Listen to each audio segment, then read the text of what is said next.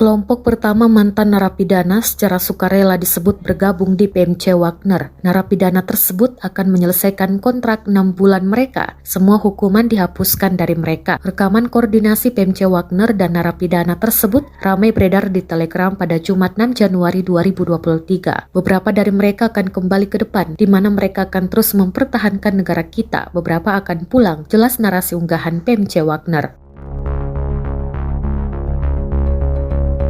Diketahui pula Presiden Rusia Vladimir Putin mengumumkan gencatan senjata singkat sejak Jumat 6 Januari 2023 kemarin. Namun demikian, ternyata wilayah timur Ukraina terus dibombardir oleh militer Rusia. Putin memerintahkan gencatan senjata 36 jam mulai tengah hari pada Jumat untuk merayakan Natal Ortodoks Rusia.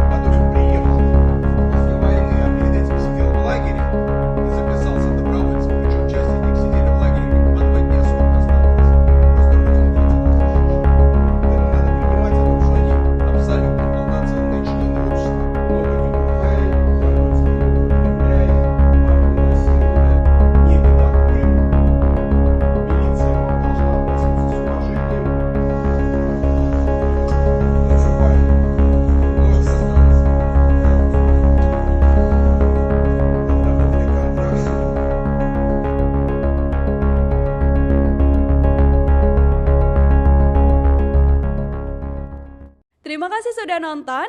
Jangan lupa like, subscribe, dan share ya.